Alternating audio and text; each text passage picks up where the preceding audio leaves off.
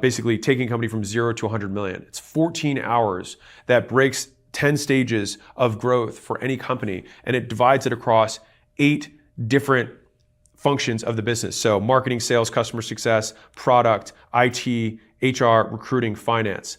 And so all of the functions of the business, what the problem that you're dealing with right now, and what you need to do to graduate. That whole thing took me a really long time to put together. But now that it's there and everyone can just like fill out questions and get a personalized solution for them, and it's free, and it's better than other people charge for, then that can just consistently get more businesses into my world. So the next big way of getting customers so fast it should feel legal is spend more. Wait, that's not what it is. It's be able to spend more. So let me explain the difference. So spending more is just cool, you increase your budget. Sure, and that can work.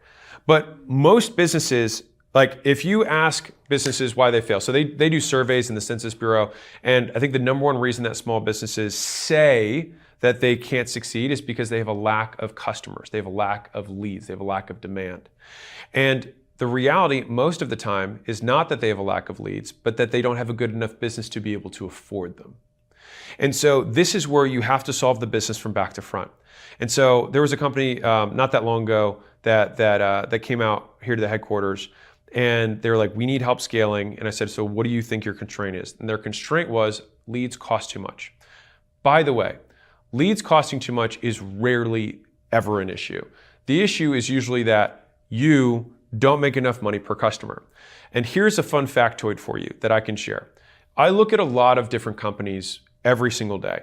And that's because we sift through deals and we look for patterns between markets. And so right now, for example, I'm really interested in the med spa space, and I would really like to get into a chain there. So if you are a med spa owner and you have, call it 5-ish million in EBITDA, hit us up. Anyways, one of the things that's not unique between different med spa chains is their cost to acquire customers. So the range of the cost of getting people in the door is usually actually not that different. So the benchmarks are usually maybe 1x, 2x of one another, not huge. But where the major differences that exist between chains in terms of their success is their LTV, which is how much customers are worth to that business over the long term.